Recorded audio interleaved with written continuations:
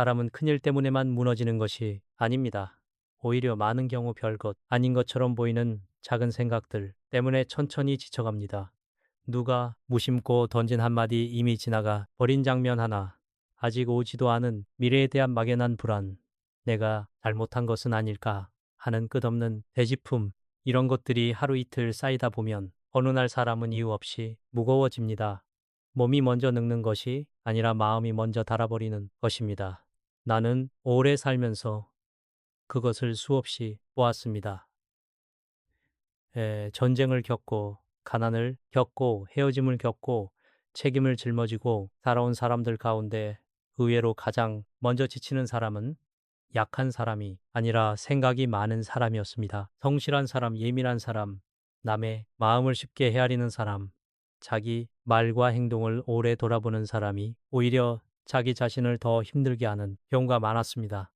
애 생각이 많다는 것은 본래 나쁜 일이 아닙니다. 오히려 그것은 섬세함이고 책임감이며 양심일 수 있습니다. 남이 대수롭지 않게 넘기는 일을 혼자 오래 붙들고 있다는 것은 그만큼 사람과 삶을 가볍게 여기지 않는다는 뜻이기도 합니다. 그러나 아무리 좋은 성품도 방향을 잃으면 독이 됩니다. 배려가 지나치면 자기 소모가 되고 성찰이 지나치면 자기 비난이 되며 책임감이 지나치면 삶 전체를 짊어지려는 무모함이 됩니다. 문제는 생각이 많다는 사실이 아니라 그 생각을 다 내 몫으로 끌어안는 습관입니다. 세상에 일어나는 일마다 다 반응하고 만나는 사람마다 다 이해하려 하고 지나간 말마다 다 해석하려 하면 결국 마음은 쉴 곳을 잃습니다. 나는 살아오며 한 가지를 분명히 배웠습니다. 사람을 가장 지치게 하는 것은 현실 그 자체보다도 현실을 머릿속에서 몇 번이고 다시 살아내는 습관이라는 사실입니다. 이미 끝난 일을 다시 꺼내어 후회하고 아직 오지도 않은 일을 먼저 당겨와 불안해하고 다른 사람이 한 말에 내 상처를 덧붙여 의미를 키워버리면 실제 삶보다 마음속 삶이 더 무거워집니다. 현실은 한 번 지나가면은 끝나는 경우가 많습니다. 그러나 생각은 그것을 10번, 20번씩 반복하게 만듭니다.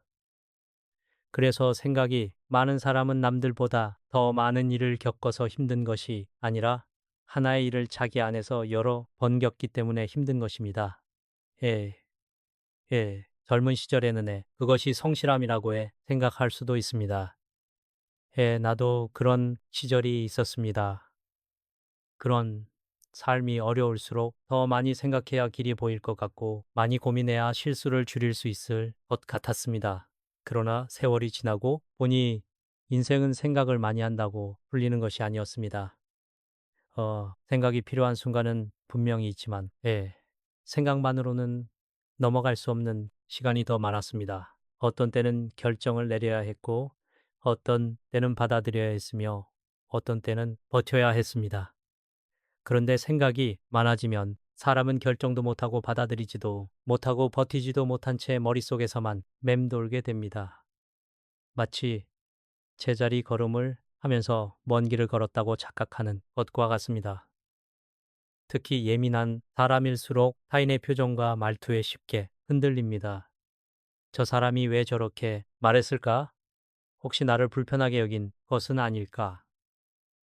내가 너무 지나쳤던 것은 아닐까?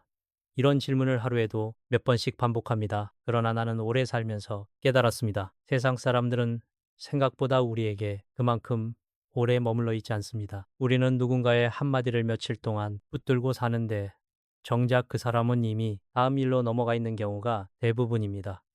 그런데도 우리는 남의 마음을 대신 책임지려 하고 남의 표정을 내 잘못으로 바꾸어 해석합니다.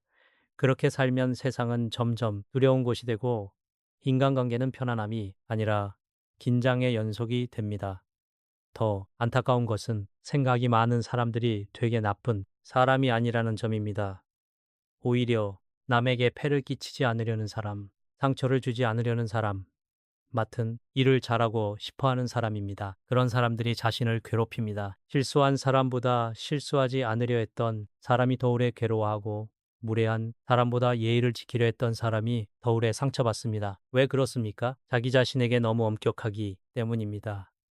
마음속에 늘 보이지 않는 재판관 하나를 두고 말 한마디 행동 하나를 판결하듯 평가하기 때문입니다. 그렇게 살면 남이 나를 책망하기 전에 내가 먼저 나를 지치게 만듭니다. 나는 여기서 분명히 말하고 싶습니다. 생각이 많은 것이 지혜는 아닙니다. 생을 잘 멈출 줄 아는 것이 더 큰 지혜입니다. 깊이 보는 눈은 소중하지만 모든 것을 끝까지 파헤치려는 습관은 자신을 해집니다. 인생에는 이해해야 할 일도 있지만 그냥 지나가게 두어야 할 일도 있습니다. 설명할 수 있는 일도 있지만은 설명 없이 받아들여야 하는 일도 있습니다. 예, 사람은 모든 감정의 이유를 다 알아야 편안해지는 것이 아닙니다. 오히려 어떤 감정은 이유를 찾으려 할수록 더 커집니다. 섭섭함도 불안도 후회도 마찬가지입니다. 너무 오래 들여다보면 상처는 아물지 않고 도리어 깊어집니다. 그러므로 생각이 많은 사람에게 가장 필요한 것은 더 많은 정보도 더 정교한 해석도 아닙니다. 자기 마음을 적당한 자리에서 멈추게 하는 힘입니다. 이 힘은 하루아침에 생기지 않습니다. 그러나 반드시 길러야 합니다. 지금 내 앞에 있는 일이 정말 내가 책임져야 할 일인가? 저 사람의 감정이 정말 다 내 탓인가? 이미 지나간 일을 계속 붙드는 것이 내 삶에 무슨 도움이 되는가? 이런 질문을 스스로에게 던질 수 있어야 합니다. 그리고 어느 순간에는 단호하게 말해야 합니다. 여기까지 생각했으면 충분하다. 더 붙들어 봐야 나만 지친다. 인생은 머리로만 사는 것이 아니라는 사실을 인정해야 합니다. 사람이 편안하게 산다는 것은 아무 생각 없이 산다는 뜻이 아닙니다. 자신에게 필요한 생각과 버려야 할 생각을 구별할 줄 안다는 뜻입니다. 내가 바꿀 수 있는 일에는 성실하고 내가 바꿀 수 없는 일에는 지나치게 마음을 쓰지 않는 태도, 그것이 삶을 덜 피곤하게 만듭니다. 모든 일에 의미를 부여하지 말아야 하고 모든 관계를 끝까지 책임지려 하지 말아야 하며 모든 감정을 진실처럼 믿지 말아야 합니다. 오늘 나를 괴롭히는 마음이 내일도 반드시 진실일 필요는 없습니다. 감정은 흐르고 생각은 바뀌고 많은 이른 시간이 지나며 스스로 자리를 바꿉니다. 그런데 우리는 늘 지금의 불안을 영원한 문제처럼 착각합니다. 거기서부터 삶이 무거워집니다.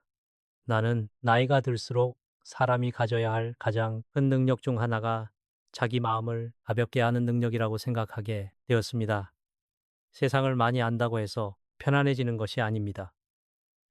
사람을 많이 겪었다고 해서 여유가 생기는 것도 아닙니다. 결국은 무엇을 덜어낼 줄 아느냐가 남은 삶의 무게를 결정합니다. 생각이 많고 예민한 사람일수록 자기 마음을 소중히 다루어야 합니다. 세상을 너무 많이 품으려 하지 말고 타인의 기분까지 모두 책임지려 하지 말고 이미 지나간 장면을 밤마다 다시 불러내지 말아야 합니다. 삶은 생각으로 다 해결되지 않습니다. 오히려 지나친 생각이 삶을 놓치게 만듭니다. 이제부터라도 조금 다르게 살아야 합니다. 모든 것을 깊이 고민하는 것이 성숙함은 아닙니다. 때로는 흘려보내는 것이 더 성숙합니다. 모든 일의 의미를 찾는 것이 진지함은 아닙니다. 때로는 대수롭지 않게 넘기는 것이 더 건강합니다. 자신을 자꾸 점검하는 것이 책임감은 아닙니다. 때로는 자신을 믿고 쉬게 하는 것이 더 큰 책임입니다. 사람은 평생 강해지려고 애쓰지만 진짜 강한 사람은 자기 마음을 쓸데없는 곳에서 철수시킬 줄 아는 사람입니다. 나는 그것이 나이 들수록 더욱 중요해진다고 생각합니다. 남은 삶을 조금이라도 편안하게 살고 싶다면 이제는 세상을 붙드는 법보다 놓아주는 법을 배워야 합니다. 생각이 많은 사람, 예민한 사람을 우리는 흔히 피곤한 사람이라고만 말합니다. 그러나 나는 그렇게 단순하게 보지 않습니다. 그런 사람들 안에는 되게 남보다 더 깊이 느끼는 마음이 있습니다. 이 깊게 지나치지 못하는 양심이 있고 사람을 대할 때 함부로 하지 않으려는 조심성이 있으며 삶을 가볍게 대하지 않는 진지함이 있습니다. 그래서 나는 생각이 많고 예민한 성향 자체를 결함이라고 말하고 싶지 않습니다. 문제는 그 성향이 자기 삶을 살리는 방향으로 쓰이지 못하고 오히려 자기 자신을 소모하는 방향으로 흐를 때입니다. 같은 섬세함도 누군가에게는 지혜가 되지만 누군가에게는 끝없는 피로가 됩니다. 그 차이는 성격에 있는 것이 아니라 그 성격을 다루는 태도에 있습니다. 예민한 사람들은 늘 자신을 둘러싼 모든 것에 반응합니다. 사람들의 말투, 표정, 분위기, 작은 변화, 평소와 다른 침묵, 사소한 거리감까지도 놓치지 않습니다. 오켄다.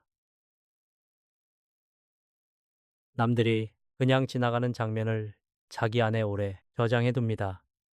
한 번들은 말을 다시 떠올리고 그 말 속에 다른 뜻이 숨어 있었는지 여러 번 헤아립니다. 겉으로는 조용히 앉아 있어도 마음속에서는 수십 개의 생각이 동시에 오갑니다.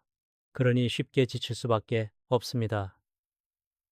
몸으로 힘든 일을 하지 않아도 마음이 이미 하루 종일 일을 하고 있기 때문입니다. 이 피로는 밖에서 잘 보이지도 않습니다. 그래서 다른 사람은 모릅니다. 왜 저 사람은 별일도 아닌 일에 저렇게 오래 힘들어할까? 그러나 당사자에게는 그것이 별일이 아닐 수 없습니다. 그 마음은 이미 여러 해석과 감정으로 가득 차 있기 때문입니다. 나는 살아오며 많은 사람을 만났습니다. 그 가운데 유난히 성실하고 예의 바르고 책임감 있는 사람들이 자기 자신에게 가장 가혹한 경우를 자주 보았습니다. 남에게는 실수를 이해하면서도 자기 자신에게는 아주 작은 흠도 쉽게 허락하지 못합니다. 남이 하루쯤 지쳐 보이는 것은 당연하게 여기면서도 자기가 흔들리는 것은 큰 결함처럼 받아들입니다. 그래서 예민한 사람들은 자주 이런 식으로 살아갑니다. 내가 더 잘했어야 했는데 내가 괜한 말을 했나? 왜 나는 아직도 이런 것에 흔들리지? 남들은 다 괜찮아 보이는데 왜 나만 이럴까? 이렇게 자기 자신을 몰아붙입니다. 그런데 나는 여기서 한 가지를 말하고 싶습니다. 예민하다는 것은 약하다는 뜻이 아닙니다. 오히려 그 반대인 경우가 많습니다. 너무 오래 버텨 왔기 때문에 너무 많은 것을 혼자 감당해 왔기 때문에 더 쉽게 다른 것입니다. 문제는 예민한 사람이 자신의 성향을 이해하기보다 부끄러워할 때 더 심해진다는 점입니다. 요즘 사람들은 강해야 한다는 말을 너무 쉽게 합니다. 무뎌져야 편하다고도 말합니다. 그러나 사람이 어떻게 다 무뎌질 수 있겠습니까? 타고난 결이 있고 살아오며 형성된 마음의 습성이 있습니다. 그러니 예민한 사람에게 필요한 것은 무조건 거칠러지는 것이 아닙니다. 자기 성향을 인정하되 그 성향이 자기를 삼키지 못하게 경계를 세우는 것입니다. 깊이 느끼는 것은 괜찮습니다. 그러나 느낀 것을 다 믿지는 말아야 합니다. 상처를 받을 수는 있습니다. 그러나 그 상처를 자기 존재 전체의 평가로 확대해서는 안 됩니다. 생각이 많아질 수는 있습니다. 그러나 생각이 많다는 이유로 그 생각이 다 옳다고 착각해서는 안 됩니다. 예민한 사람들은 대개 완벽을 추구하는 경향이 강합니다. 일을 맡으면 허술하게 끝내지 못하고 관계를 맺으면 상대를 실망시키지 않으려 했으며 자기 삶에 대해서도 기준이 높습니다. 얼핏 보기에는 이것이 장점처럼 보입니다. 실제로 사회는 그런 사람에게 성실하다고 말하고 책임감 있다고 평가합니다. 그러나 완벽을 향한 태도가 자기 존재를 위협하기 시작하면 이야기가 달라집니다. 실수 하나에 무너지고 작은 오해에도 밤잠을 설치며 남의 평가에 따라 하루의 기분이 송두리째 흔들립니다. 이런 삶은 조용해 보여도 늘 긴장 속에 있는 삶입니다. 평온이 없습니다. 나는 완벽한 사람을 본 적이 없습니다. 나만 완벽하려 애쓰다가 자기 마음을 잃어버린 사람들을 많이 보았습니다. 인생은 완벽하게 사는 사람이 이기는 것이 아니라 불완전한 자신을 데리고도 끝까지 가는 사람이 이겨냅니다. 또 예민한 사람들은 남의 기대를 많이 의식합니다. 이 점은 특히 나이가 들수록 더 피곤하게 작용합니다. 젊을 때는 인정받고 싶은 마음이 자연스럽습니다. 사회에서 자리를 잡아야 하고 사람들과 어울려야 하며 자신의 능력을 증명해야 한다고 생각하기 때문입니다. 그러나 어느 나이가 지나서도 여전히 모든 사람에게 좋은 사람으로 남으려 하면 결국 자기 삶은 사라집니다. 예민한 사람은 늘 상대의 마음을 상상합니다. 저 사람이 나를 실망스럽게 보지 않을까? 내가 조금만 차갑게 굴어도 섭섭해하지 않을까? 내가 거절하면 관계가 멀어지지 않을까? 이렇게 살면은 남의 감정에 나의 행동 기준이 됩니다. 그 순간부터 내 삶은 남의 기분에 끌려다니기 시작합니다. 나는 그것이 예민한 사람의 가장 큰 고통 가운데 하나라고 생각합니다. 자기 기준 없이 사는 것이 아니라 자기 기준보다 타인의 반응을 더 크게 여기는 습관 말입니다. 생각이 많고 예민한 사람에게 또 하나의 특징이 있다면 쉬는 법을 모른다는 점입니다. 몸을 쉬게 하는 것만이 휴식이 아닙니다. 머리를 쉬게 하고 감정을 쉬게 하고 관계에서도 잠시 물러나는 시간이 필요합니다. 그런데 이런 사람들은 가만히 있어도 쉬지 못합니다. 누워서도 생각하고 쉬는 날에도 걱정하고 조용한 시간에도 마음속 대화를 멈추지 못합니다. 그러니 쉰 것 같아도 쉬지 못합니다. 피곤이 누적됩니다. 나중에는 아무 일도 하지 않았는데도 무겁고 특별한 문제가 없는데도 이유 없이 지칩니다. 이것은 게음이 아니라 마음의 관로입니다. 나는 나이가 들수록 사람에게 필요한 것이 성취 이전에 휴식이라는 생각을 더 자주 하게 됩니다. 쉬지 못하는 사람은 오래가지 못합니다. 특히 예민한 사람은 더 그렇습니다. 예. 마음의 근육이 많이 쓰이는 사람일수록 의식적으로 쉬어야 합니다. 나는 예민한 사람들이 자신의 장점을 잊지 않았으면 합니다. 그들의 섬세함은 사람을 알아보는 힘이 되고 그들의 깊은 생각은 경박한 판단을 막아주며 그들의 조심성은 타인을 함부로 대하지 않게 합니다. 그러나 장점이 장점으로 남으려면 반드시 한 가지가 필요합니다. 자기 보호입니다. 스스로를 보호하지 못하는 섬세함은 결국 자기 파괴로 흐릅니다. 자신을 보호한다는 것은 대단한 것이 아닙니다. 모든 말에 반응하지 않는 것, 모든 관계를 끝까지 책임지려 하지 않는 것, 지나간 실수를 반복해 꺼내지 않는 것, 피곤할 때는 사람들로부터 조금 떨어져 있는 것, 나를 소모시키는 사람에게는 적당한 거리를 두는 것, 그리고 무엇보다 내 마음의 상태를 있는 그대로 인정하는 것입니다. 나는 왜 이럴까가 아니라 지금 나는 많이 지쳐 있구나라고 말할 수 있어야 합니다. 비난보다 이해가 먼저여야 합니다. 사람은 자기 자신을 대하는 태도만 바꿔도 삶의 무게가 달라집니다. 예민한 사람은 세상을 다르게 볼 수밖에 없습니다. 그것을 억지로 바꾸려 하기보다 그 성향과 함께 잘 살아가는 법을 배워야 합니다. 모든 것을 깊게 느끼는 대신 중요한 것만 깊게 느끼고 모든 사람을 만족시키려는 대신 소중한 사람에게만 진심을 다하며 모든 문제를 다 해결하려 하기보다 내 몫의 문제를 차분히 감당하는 태도가 필요합니다. 이것은 냉정해지는 것이 아닙니다. 오히려 성숙해지는 것입니다. 자기 마음을 소중히 여길 줄 아는 사람이 타인도 더 오래, 더 바르게 사랑할 수 있습니다. 예민한 사람의 불행은 예민함 자체에서 오지 않습니다. 자기 성향을 이해하지 못하고 자신을 몰아붙이고 모든 짐을 다 자기 안에 넣어두려는 습관에서 옵니다. 그러니 먼저 자신에게 말해 주어야 합니다. 나는 이상한 사람이 아니다. 나는 다만 남보다 더 많이 느끼는 사람이다. 그렇다면 이제 필요한 것은 더 단단한 기준과 더 부드러운 자기 이해입니다. 인생은 나를 끝없이 시험하는 자리가 아니라 나 자신과 잘 지내는 법을 배우는 자리이기도 합니다. 예민함이 죄가 되어서는 안 됩니다. 그것은 잘 다듬으면은 인생의 깊이가 될 수 있습니다. 다만 그 깊이가 나를 끌어내리는도록 이제부터는 나를 지키는 지혜를 함께 길러야 합니다. 해 생각이 많고 예민한 사람이 마음을 조금이라도 편하게 하려면 무엇보다 먼저 배워야 할 것이 있습니다. 그것은 세상을 다 바꾸는 능력이 아니라 내 마음의 경계를 분명히 세우는 능력입니다. 많은 사람들은 괴로움의 원인을 밖에서 찾습니다.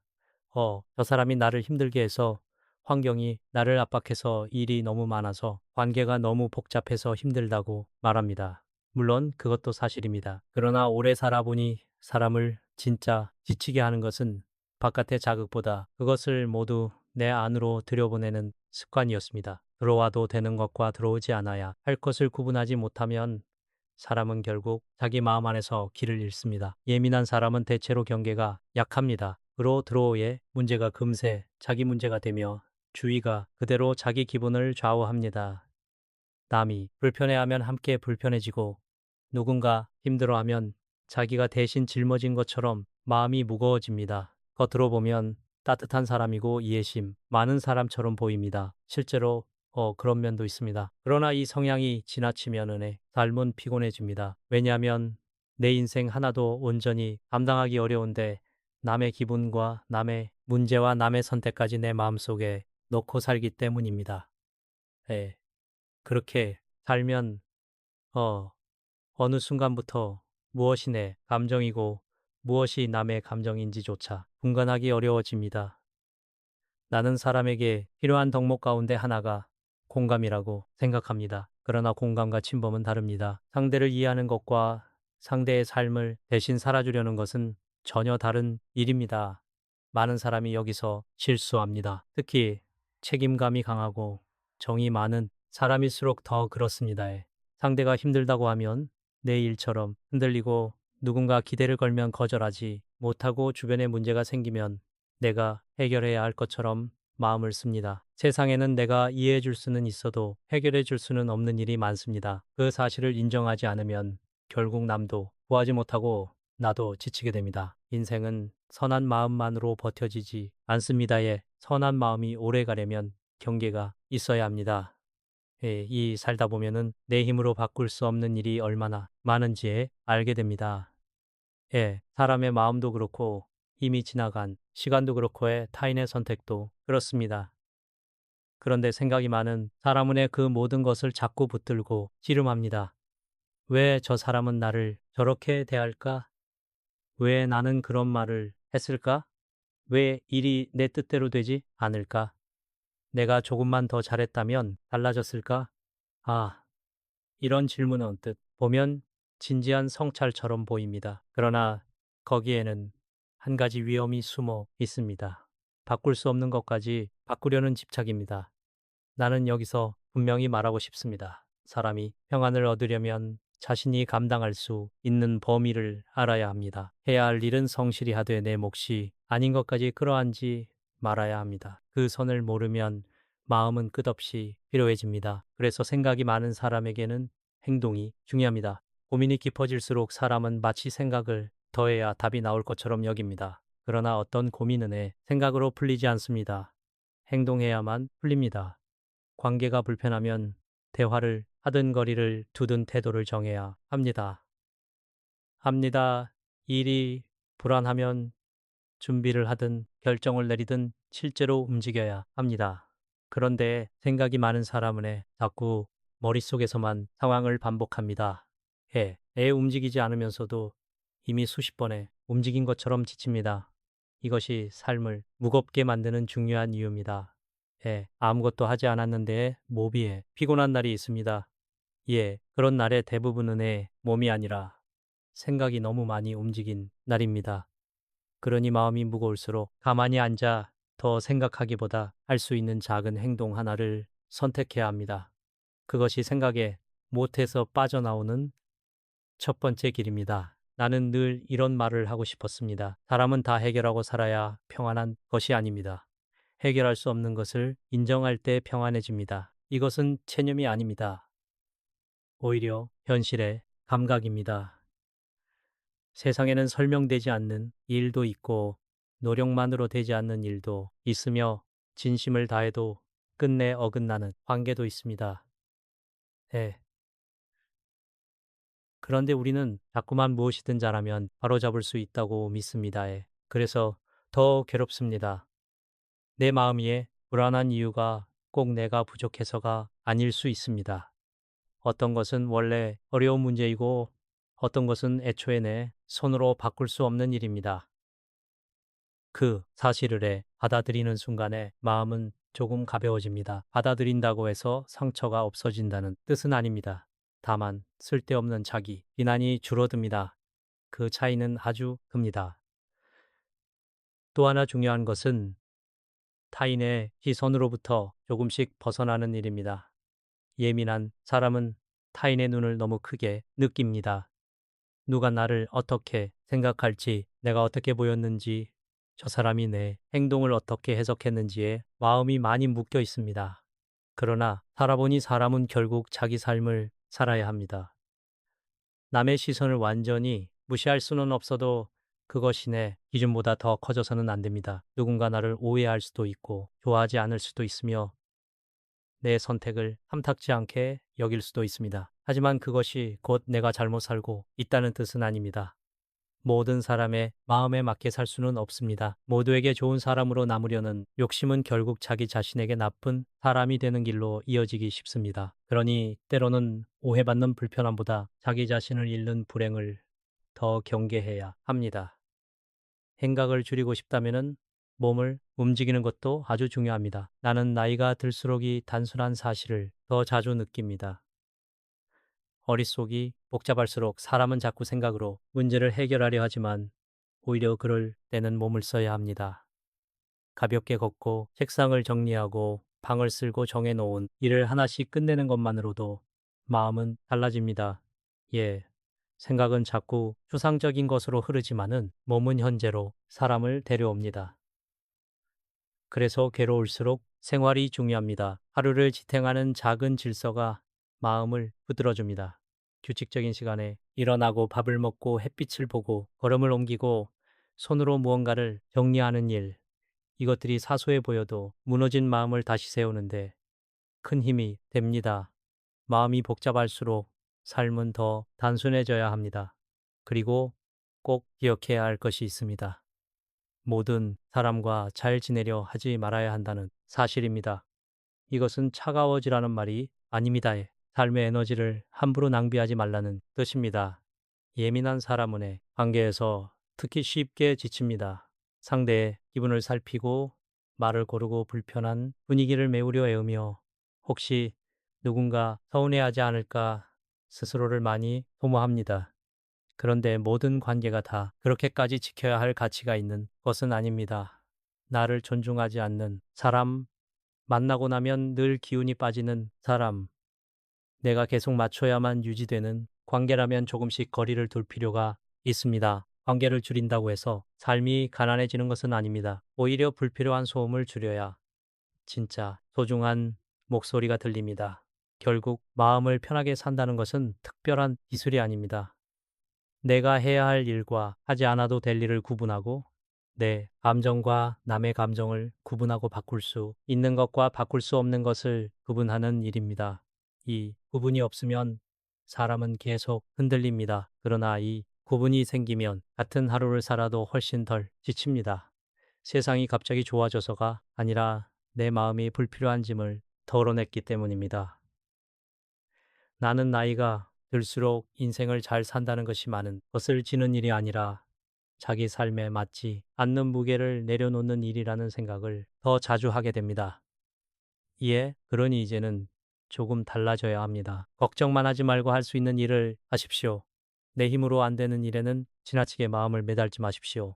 사람들의 시선을 모두 만족시키려 하지 마십시오. 머릿속으로만 살지 말고 오늘의 몸을 움직이십시오. 그리고 무엇보다 내 마음의 문을 늘 열어두지 마십시오. 예, 좋은 것도 들어오지만 쓸데없는 소음도 함께 들어옵니다. 마음에도 문턱이 필요합니다. 그 문턱이 있어야 사람이 오래 버팁니다. 예민한 사람이 끝내 무너지지 않고 깊이를 지닌 사람으로 살아가려면 이제부터는 잘 느끼는 능력만큼 잘 걸러내는 능력도 길러야 합니다. 그것이 삶을 덜 아프게 덜 피곤하게 그리고 훨씬 더해 단단하게 만들어줍니다. 나이가 들수록 사람은 이상한 착각을 하나 품게 됩니다. 이제는 내가 없어도 세상이 잘 돌아간다는 사실을 알면서도 동시에 아직도 내가 끝까지 붙들고 있어야만 가족도 자식도 집안도 무너지지 않을 것처럼 여깁니다. 젊었을 때는 그 마음이 책임이었을지 모릅니다. 실제로 가장 역할을 해야 했고 부모로서 버텨야 했으며 한 사람의 희생이 한 가정을 지탱하던 시절도 있었습니다. 나 역시 그런 시대를 지나왔습니다. 예, 책임이라는 것이 얼마나 무거운 것인지에 내 한 사람이 흔들리면 뒤에 있는 사람들이 함께 흔들린다는 두려움이 무엇인지 오래전에 이미 배웠습니다. 그러나 세월이 흐른 뒤에도 똑같은 방식으로만 살아야 한다고 생각한다면 그때부터는 책임이 아니라 습관이 됩니다. 더 정확히 말하면 내려놓지 못하는 마음이 됩니다. 노년의 가장 큰 문제 가운데 하나는 몸이 약해지는 것만이 아닙니다. 마음이 여전히 젊은 날에 부담을 놓지 못한다는 데 있습니다. 자식이 어른이 되었는데도 계속 자식 걱정을 하고 이미 각자의 가정을 꾸린 사람들인데도 내 방식으로 돌보려 하고 가족의 크고 작은 문제를 자기 마음속에서 늘 다시 계산합니다. 누구는 건강이 걱정되고 누구는 경제적으로 불안해 보이고 누구는 부부 사이가 편안해 보이지 않고 누구는 아직 철이 들지 않은 것처럼 보입니다. 그렇게 하루에도 몇 번씩 남의 삶을 내 안으로 끌어와 걱정합니다. 그런데 냉정하게 말하면 그 걱정이 상대의 인생을 바꾸는 경우는 거의 없습니다. 오히려 내 마음만 지치게 합니다. 때로는 그 걱정이 사랑이 아니라 간섭으로 느껴지기도 합니다. 예, 옛사람은 나이가 들수록 내가 해 주어야 한다는 생각보다 이제는 각자의 몫이 있다는 사실을 배워야 합니다. 이것은 가족을 버리라는 말이 아닙니다. 무관심하게 살라는 뜻도 아닙니다. 사랑은 하되 상대의 삶을 대신 살아주려 하지 말라는 뜻입니다.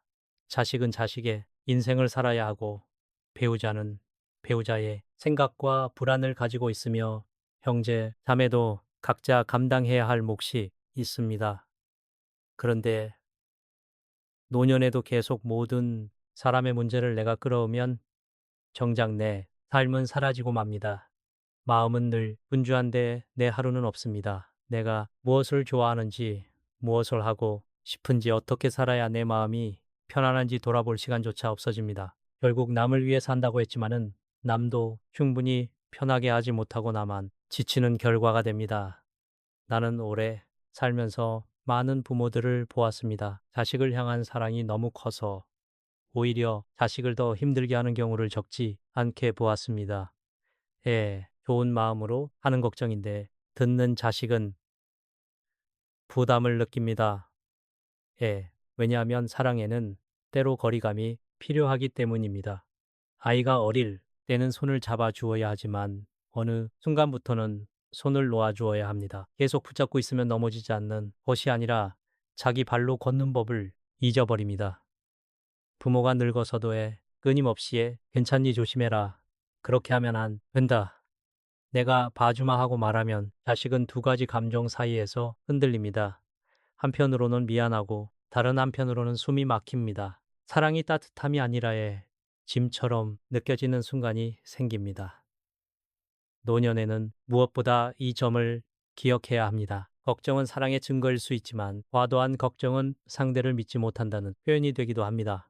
내 자식이 어렵게 살면 도와주고 싶은 마음이 드는 것이 당연합니다. 예, 가족이 아프면 대신 아파해주고 싶은 것도 당연합니다. 그러나 그 마음이 지나쳐 늘 상대의 삶을 감시하듯 바라보고 내가 허락해야 안심하고 내 기준으로 점검해야 마음이 놓인다면 그것은 이미 건강한 사랑의 형태가 아닙니다. 사랑에는 믿음이 있어야 합니다에. 저 사람도 자기 삶을 헤쳐나갈 힘이 있다에. 지금은 불안해 보여도 결국 자기 방식대로 살아갈 것이다. 내가 개입하지 않아도 저 사람은 저 사람의 몫을 살아낼 수 있다. 이런 믿음이 있어야 관계가 편안해집니다. 또 하나 중요한 것은 노년에는 더 이상 시간이 많지 않다는 사실입니다. 이 말은 슬프게 들릴 수 있지만 나는 오히려 이 사실이 사람을 맑게 만든다고 생각합니다. 젊을 때는 남을 위해 희생하는 시간이 길어도 괜찮을 수 있습니다. 앞으로 만회할 시간이 있다고 믿기 때문입니다. 그러나 나이가 들면 이야기가 다릅니다.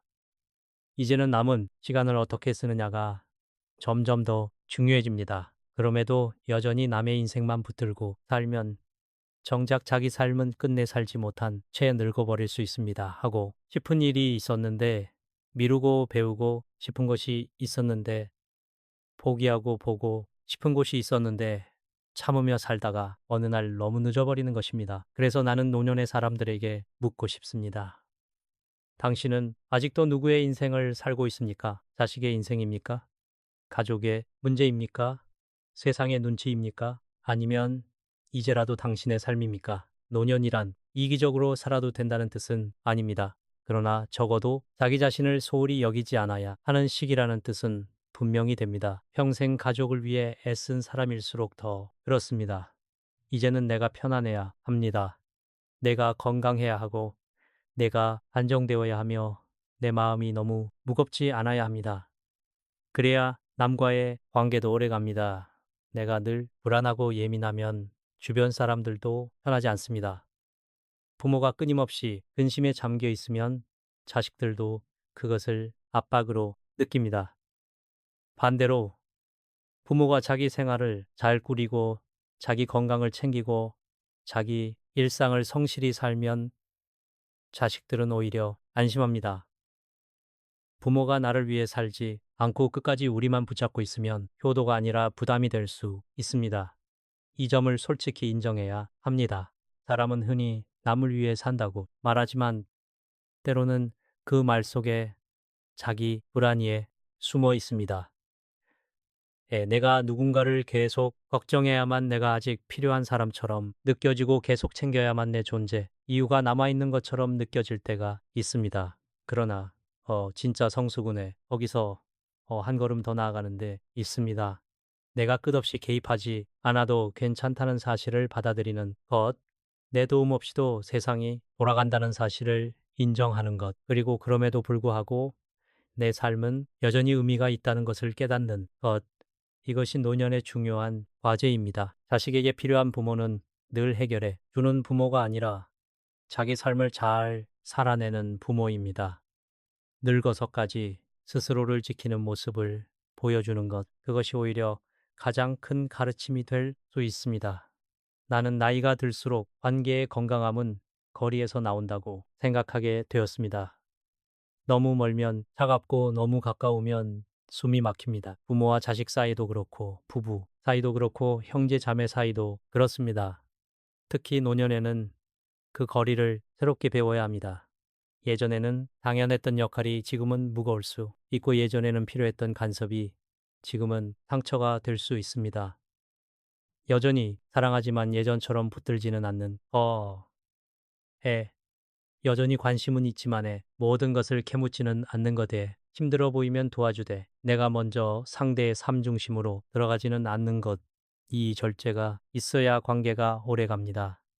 나이가 들수록 사람은 더 많이 붙드는 법보다 더 품위 있게 물러서는 법을 배워야 합니다. 그리고 이제는 자기 자신에게도 정직해져야 합니다. 정말로 가족이 그렇게 걱정되어서 잠을 못 이루는 것인지 아니면 내가 걱정하는 습관에 중독된 것인지 돌아보아야 합니다. 평생 걱정 속에서 살아온 사람은 걱정이 없으면 오히려 불안해합니다. 마음이 가벼워지는 것을 어색하게 느낍니다. 그러나 그것은 좋은 삶의 방식이 아닙니다. 노년은 결산의 시기이기도 하지만 동시에 정리의 시기이기도 합니다. 내가 붙들어온 수많은 염려 가운데 실제로 내 삶에 도움이 되었던 것은 얼마나 되는가? 내 걱정이 진짜 가족을 살렸는가? 아니면 내 마음만 달게 했는가? 이 질문 앞에서 솔직해질 필요가 있습니다. 이제는 달라져야 합니다. 자식 걱정, 가족 걱정, 주변 사람 걱정으로 하루를 다 보내지 말아야 합니다. 내 몸을 돌보고 내 생활을 정돈하고 내가 좋아하는 일을 다시 찾고 조용히 내 시간을 살아야 합니다. 남은 인생은 짧을 수 있습니다. 그렇다면 더더욱 남의 삶이 아니라 내 삶을 살아야 합니다. 그것이 차갑고 이기적인 태도가 아닙니다. 오히려 가장 단정하고 책임 있는 태도입니다. 평생 누군가를 위해 살아온 사람이라면 이제는 자기 자신에게도 그만한 애정을 올려주어야 합니다. 노년은 마지막으로 자신을 회복하는 시간이어야 합니다. 더 늦기 전에 이제는 나를 위해 살아야 합니다. 부모는 자식을 위해 살기 쉽습니다. 어쩌면 그것은 본능에 가깝습니다. 내 것을 아껴서 자식에게 주고 싶고 내가 덜 누려도 자식은 더 편하게 살았으면 좋겠고 내가 고생한 길을 자식만은 피해갔으면 좋겠다고 생각합니다. 이 마음 자체를 나는 부정하지 않습니다. 오히려 그것은 부모라는 존재가 지닌 가장 깊은 사랑의 형태 가운데 하나일 것입니다. 그러나 오래 살아보니 사랑이 언제나 지혜로운 결과만 만드는 것은 아니었습니다. 어떤 사랑은 사람을 키우지만 어떤 사랑은 사람을 약하게 만듭니다. 어떤 헌신은 가정을 세우지만 어떤 헌신은 오히려 관계를 무겁게 만듭니다. 자식을 향한 부모의 마음도 마찬가지입니다. 많이 준다고 반드시 좋은 것이 아니고 끝까지 희생한다고 반드시 옳은 것도 아닙니다. 나는 많은 부모들을 보았습니다. 평생 자기 몫을 줄이고 자식 몫을 늘리며 살아온 사람들 여행 한번 제대로 가지 못하고 먹고 싶은 것조차 아끼고 자기 노후 준비도 미뤄둔 채 오직 자식에게 더 주는 것을 삶의 목표처럼 붙들고 산 사람들을 적지 않게 보았습니다. 그분들의 마음은 진실했습니다. 그러나 그 결과가 언제나 아름답지만은 않았습니다. 예. 어떤 자식은 부모의 희생을 당연하게 여겼고 어떤 자식은 그 기대를 무겁게 느꼈으며 어떤 집안은 결국 재산 문제로 형제 사이가 멀어졌습니다. 주는 사람은 사랑으로 주었지만 받는 사람은 반드시 같은 마음으로 받지 않는다는 사실을 우리는 너무 늦게 배웁니다. 예. 그래서 나는 부모의 사랑이 깊을수록 더욱 분별이 필요하다고 생각합니다. 부모가 자식에게 줄 수 있는 것 가운데 가장 귀한 것은 돈이 아닙니다. 돈은 필요합니다. 없는 것보다 있는 편이 낫고, 젊은 세대가 살아가는 현실이 만만하지 않다는 것도 알고 있습니다. 그러나 돈이 자식의 인생을 대신 살아주지는 못합니다. 더 정확히 말하면 돈은 자식의 삶을 도울 수는 있어도 자식을 한 사람의 성숙한 인간으로 완성시키지는 못합니다. 세상에는 재산을 많이 물려받고도 삶의 방향을 잃는 사람이 있고 가진 것이 많지 않아도 스스로 인생을 잘 세우는 사람이 있습니다. 그 차이는 재산의 액수보다 어떤 가치관을 배웠는가에 더 가까운 경우가 많습니다. 책임을 배웠는지, 절제를 배웠는지, 사람을 대하는 태도를 배웠는지 어려움 앞에서 스스로 설 줄 아는 힘을 길렀는지가 결국 삶을 결정합니다. 부모는 흔히 착각합니다. 내가 더 많이 남겨주면 자식이 더 행복할 것이라고. 그러나 행복은 물질의 양으로만 결정되지 않습니다. 지나치게 많은 것을 쉽게 받은 사람은 감사보다 의존을 먼저 배우기 쉽습니다.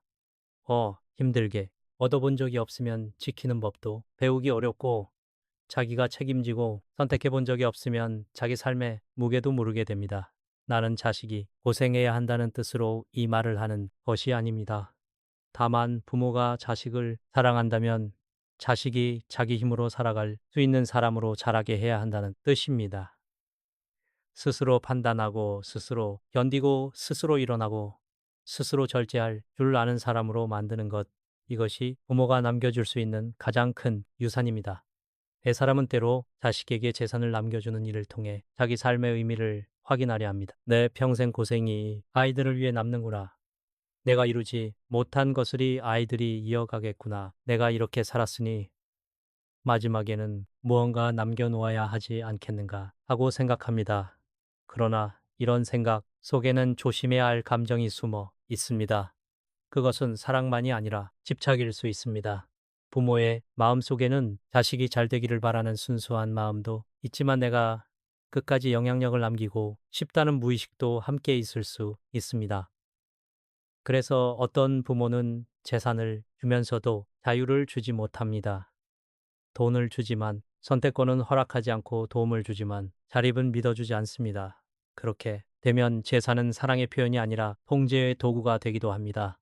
나는 부모가 자식에게 정말 남겨주어야 할 것은 세 가지라고 생각합니다. 첫째는 사람답게 사는 태도입니다. 약속을 지키고 자기 책임을 감당하며 남을 함부로 대하지 않고 정직하게 살아가는 기본입니다. 둘째는 삶을 견디는 힘입니다. 세상은 늘 편안하지 않습니다. 실패도 있고 손해도 있고 오해도 있습니다. 그럴 때에 무너지지 않고 버틸 수 있는 내면의 힘이 필요합니다. 셋째는 자기 삶을 스스로 꾸릴 수 있는 독립심입니다. 부모가 다 해결해 주는 삶이 아니라 도움 없이도 자기 몫을 살아낼 수 있는 사람으로서는 힘입니다. 이것이 없는 재산은 오히려 사람을 해칠 수 있습니다. 반대로 이것이 있는 사람은 재산이 많지 않아도 길을 찾습니다. 그 후에 가장 어리석은 일 가운데 하나는 자식에게 무엇인가 더 남겨주기 위해 정작 자기 삶을 불안하게 만드는 일입니다. 나는 이것이 매우 안타깝습니다. 이미 늙은 몸으로 아끼고 또 아끼며 자신은 불편하게 살고 건강을 돌보지 않고 즐거움을 미루고 여행도 취미도 포기한 채 오직 남길 것만 계산하는 삶 말입니다. 그러다 어느 순간 자기가 쓰러지면 어떻게 되겠습니까? 자식에게 남길 재산은 지켰을지 모르지만 자기 자신의 남은 시간은 지키지 못한 것입니다. 부모가 정말 현명하다면 먼저 자기 노후를 안정시켜야 합니다. 병들었을 때 치료받을 수 있는 여유, 늙어서도 품위를 잃지 않을 만큼의 생활 기반, 타인에게 지나치게 의존하지 않을 수 있는 준비, 이것이 먼저입니다. 그것이 이기심이 아니라 질서입니다. 또 재산은 사랑만큼이나 갈등을 만들기도 합니다. 형제자매는 어릴 때 함께 자라도 돈 앞에서는 전혀 다른 얼굴을 보일 수 있습니다. 부모가 살아있을 때는 드러나지 않던 감정이 상속 문제 앞에서 드러나기도 하고 작은 차이 하나가 오래된 관계를 무너뜨리기도 합니다. 그래서 나는 부모가 재산을 남기는 문제를 가볍게 생각해서는 안 된다고 봅니다. 공정함도 중요하고 분명함도 중요하며 무엇보다 재산이 가족을 묶는 끈이 아니라 가족을 나누는 칼이 되지 않도록 미리 생각해야 합니다. 그러나 더 근본적으로는 재산이 가족의 중심이 되지 않게 해야 합니다. 집안이 돈을 기준으로 움직이기 시작하면 사랑도 신뢰도 쉽게 탁해집니다. 부모가 끝까지 돈으로 마음을 확인하려 하면 자식 점점 돈으로 관계를 생각하게 됩니다. 어떤 부모는 말합니다. 내가 이만큼 해줬으니 자식도 나중에 나를 챙기겠지. 나는 이 생각이 가장 위험하다고 봅니다. 사랑을 해 거래처럼 생각하는 순간에 부모도 자식도 자유롭지 못해집니다. 베푼 것은 베푼 것으로 끝내야 합니다. 주었으면 그 대가를 기대하지 말아야 하고 희생했으면 그것을 자꾸 기억하게 하지 말아야 합니다. 부모가 과거의 수고를 반복해서 꺼내면 자식은 감사보다 죄책감을 느끼게 됩니다. 죄책감으로 유지되는 관계는 오래 가지 못합니다. 좋은 부모는 자식에게 빚을 지우지 않습니다. 오히려 너는 너의 삶을 살아라. 나는 나의 삶을 정리하며 살겠다라고 말할 수 있어야 합니다. 이것이 부모의 큰 품위입니다. 나는 나이가 들수록 존경받는 부모에게는 공통점이 있다고 느낍니다. 그들은 자식에게 모든 것을 주는 사람이 아니라 자기 삶을 끝까지 책임지는 사람들입니다. 자기 감정을 절제하고 자기 생활을 안정히 꾸리고 자식 앞에서 지나치게 약해지지 않으며 재산보다 태도를 남깁니다. 이런 부모를 자식은 더 오래 기억합니다. 많이 받아서가 아니라 그 존재 자체가 가르침이었기 때문입니다. 반대로 평생 다 죽어도 존중받지 못하는 부모도 있습니다. 이유는 간단합니다. 주는 방식 속에 자유가 없었고 희생 속에 요구가 섞여 있었기 때문입니다. 그러므로 부모가 자식에게 해야 할 가장 큰 선물은 자기 삶을 잘 살아내는 모습을 보여주는 일입니다. 부모가 자신을 돌보고 배움을 멈추지 않고 나이 들어서도 품위를 잃지 않고 돈의 노예가 되지 않으며 관계에 끌려다니지 않고 자기 몫을 알고 살아가는 모습을 자식에게 보여주는 것, 그것이야말로 말없는 교육입니다.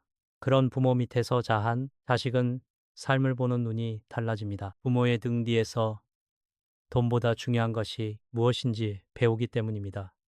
이제는 생각을 바꾸어야 합니다. 자식에게 얼마나 남겨줄 것인가 보다 어떤 사람으로 남을 것인가를 더 먼저 생각해야 합니다. 내 통장에 남는 X보다 내 삶이 자식에게 어떤 기억으로 남을 것인가를 생각해야 합니다. 나는 부모가 자식을 사랑하지 말라고 말하는 것이 아닙니다. 오히려 정말 사랑한다면 돈보다 더 깊고 오래 가는 것을 남겨 주어야 한다고 말하고 싶은 것입니다. 재산은 쓰이고 사라질 수 있지만 한 사람의 품성과 삶의 태도는 오래 남습니다. 자식이 정말 잘 살기를 바란다면 부모는 마지막까지 재산을 쌓는 사람보다 인생의 본을 보이는 사람이 되어야 합니다. 그것이 결국 가장 큰 유산입니다. 나이가 들수록 돈의 중요성을 모르는 사람은 없습니다. 젊을 때는 부족해도 버틸 수 있는 것이 있고 무리해서라도 다시 시작할 여지가 있지만 나이가 들면 이야기가 달라집니다. 몸은 예전 같지 않고 기회는 줄어들고 예상하지 못한 병원비나 생활비가 마음을 불안하게 만듭니다. 그러니 노년에 돈을 생각하는 것은 이상한 일이 아닙니다. 오히려 너무 자연스러운 일입니다. 문제는 돈이 필요하다는 사실과 돈에 끌려다니는 삶 사이를 구분하지 못할 때 생깁니다. 돈이 필요하다는 것은 현실 감각이지만 돈이 마음의 주인이 되는 것은 또 다른 문제입니다. 나는 나이가 들수록 이 차이가 사람의 품위를 결정한다고 생각합니다. 젊을 때는 돈을 벌어야 한다는 압박이 큽니다. 가족을 책임져야 하고 아이들을 키워야 하고 집을 마련해야 하고 사회 안에서 자리를 잡아야 하기 때문입니다. 그 시절의 고단함을 나는 충분히 이해합니다. 나 역시 그렇게 살아온 시대를 거쳤습니다. 그러나 노년에까지 마음이 오직 돈에만 묶여 있으면 삶은 점점 메말라갑니다. 돈을 만나는 사람마다 돈 이야기를 하고 무슨 일을 보아도 손해와 이익부터 계산하고 자식과 대화에도 결국은 돈 문제로 귀결되고 남은 시간의 의미보다 통장의 숫자에 더 예민해지면 마음은 편안해지지 않습니다. 오히려 가진 것이 있어도 늘 모자란 것처럼 느끼고 아직 일어나지 않은 일까지 먼저 불안해하게 됩니다. 돈이 많아서 불안한 사람도 있고 돈이 적어서 불안한 사람도 있습니다. 그러나 더 깊이 들여다보면은 불안의 크기는 X보다 집착 정도에 더 가까운 경우가 많습니다. 나는 오래 살아보며 한 가지를 분명히 느꼈습니다. 사람은 필요한 만큼의 돈이 없어서만 괴로운 것이 아니라 돈을 통해 마음의 안전까지 확보하려 하기 때문에 더 괴로워집니다. 돈은 생활을 안정시킬 수는 있어도 인생 전체를 안전하게 만들어주지는 못합니다. 아무리 많이 모아도 병을 막을 수는 없고 관계의 상처를 다 막을 수는 없으며 외로움을 다 해결할 수도 없습니다. 그런데 사람은 나이가 들수록 점점 더 많은 것을 돈으로 해결하려는 착각에 빠지기 쉽습니다. 그러다 보면 돈은 수단이 아니라 위안이 되고 위안이 아니라 의존이 됩니다. 그때부터 돈은 삶을 도와주는 도구가 아니라 사람을 붙들고 흔드는 주인이 됩니다. 특히 노년에 돈 이야기를 자주 하는 사람은 자신도 모르게 인간관계를 피곤하게 만듭니다. 자식과 만나도 요즘 살기 힘들지 않니? 돈은 좀 모아두었니? 이래서 내가 더 남겨줘야 하나 나도 앞으로 병원비가 걱정이다. 같은 말을 자주 하게 됩니다. 본인은 현실적인 대화를 한다고 생각할 수 있습니다. 그러나 듣는 사람은 그것을 부담으로 느낄 수 있습니다. 부모의 불안이 말이 되어 반복되면 자식은 효심보다 압박을 먼저 느끼게 됩니다. 친구들끼리도 마찬가지입니다. 만날 때마다 얼마를 잃었는지, 무엇이 얼마나 올랐는지, 누구는 재산을 얼마나 모았는지, 자식이 얼마나 해주는지, 생활비가 얼마나 드는지에 같은 이야기만 하게 되면은 대화는 점점 건조해집니다. 사람 사이에 공기보다 계산이 앞서기 때문입니다. 돈 이야기가 너무 많아질수록 관계는 진심보다 이해관계의 그림자를 띠게 됩니다. 더 안타까운 것은 나이가 들수록 돈에 대한 불만과 후회가 커지는 경우가 많다는 점입니다. 그때 조금만 더 모아둘 걸. 괜히 그 사람을 믿고 손해를 봤다. 내가 젊었을 때 더 영리했어야 했다. 왜? 남들은 다 잘 풀린 것 같은데 나는 이 모양인가? 이런 생각은 사람의 마음을 갉아먹습니다. 지나간 시간을 붙드는 후회는 현재를 더 가난하게 만듭니다. 이미 지나간 선택은 돌이킬 수 없는데 사람은 그것을 마음속에서 반복해서 다시 계산합니다. 마치 과거의 손실을 현재의 후회로 만회할 수 있을 것처럼 생각합니다. 그러나 그럴수록 삶은 더 무거워집니다. 노년에 필요한 것은 완벽한 경제적 정리가 아니라 지금 가진 조건 안에서 삶을 조용히 정돈하는 태도입니다. 더 많았어야 했다고 자책하는 마음보다 지금이라도 잘 살아보겠다는 마음이 훨씬 중요합니다. 또 돈에 대한 집착은 사람을 점점 계산적으로 만듭니다. 원래 따뜻하던 사람도 돈이 마음의 중심으로 들어오면 달라집니다. 누가 나에게 도움을 청할까? 경계하게 되고, 내가 쓰는 돈은 아깝고 남이 쓰는 돈은 의심스럽고, 자식에게 베푸는 것도 사랑이 아니라 투자처럼 느껴질 수 있습니다. 예. 사람을 볼 때도 어, 그 사람의 인품보다 경제적 가치부터 따지게 됩니다. 예, 이런 변화는 아주 서서히 일어나기 때문에 스스로는 잘 모릅니다. 그러나 옆에 있는 사람은 압니다. 말의 온도가 달라지고 눈빛의 여유가 사라지고 관계를 대하는 태도에 점점 셈법이 들어가기 때문입니다. 사람은 결국 돈 때문에 외로워지는 것이 아니라 돈을 지나치게 의식하는 동안 사람을 잃기 때문에 외로워집니다. 이것은 노년에 특히 더 뼈아픈 일입니다. 나는 돈을 가볍게 여기자는 말을 하려는 것이 아닙니다. 돈을 모으지 말라는 뜻도 아닙니다. 오히려 노년에는 더 분명한 경제 감각이 필요합니다. 무리한 투자를 피하고 씀씀이를 정리하고 자신이 감당할 수 있는 범위 안에서 생활해야 합니다. 그러나 이 모든 것은 평안을 위한 질서여야지 불안을 위한의 집착이어서는 안 됩니다. 돈은 나를 지키는 울타리일 수는 있어도 내 삶의 이유가 되어서는 안 됩니다. 어느 정도의 생활 기반을 마련하고 나면 그다음부터는 질문이 달라져야 합니다. 더 모을 것인가 아니라 어떻게 쓸 것인가. 더 쌓을 것인가가 아니라 어떻게 의미 있게 살 것인가. 숫자를 늘리는 일보다 삶의 품질을 지키는 일이 더 중요해집니다. 이것이 노년의 돈입니다. 노년의 중요한 것은 돈 자체보다 돈을 대하는 태도입니다. 돈이 있으면 교만해지지 말아야 하고 없으면 비굴해지지 말아야 합니다. 돈이 조금 생겼다고 인생이 완성된 것처럼 착각해서도 안 되고 부족하다고 해서의 자기 존재 전체가 초라해졌다고 느껴서도 안 됩니다. 돈은 수단이지 인간의 가치가 아닙니다. 그런데 사람은 나이가 들수록 자꾸만 자신을 가진 것으로 평가하려 합니다. 자녀가 얼마나 잘 사는지의 집이 어느 정도인지, 노후 자금이 얼마나 되는지로 자기 인생의 성공과 실패를 재단합니다. 그러나 그 기준은 너무 좁습니다. 인생의 품격은 돈만으로 정해지지 않습니다. 오히려 나이가 들수록 돈보다 더 크게 드러나는 것이 있습니다. 사람을 대하는 태도, 감정을 다스리는 힘, 말의 무게, 외로움을 견디는 품성, 혼자 있는 시간을 채우는 내면의 깊이 같은 것입니다. 이것들은 돈으로 살 수 없습니다. 나는 나이가 들수록 사람들이 돈보다 건강과 평온을 더 귀하게 여겨야 한다고 생각합니다. 몸이 아프면 돈의 용도는 급격히 줄어듭니다. 마음이 늘 불안하면 아무리 편안한 환경에 있어도 평화를 느끼지 못합니다.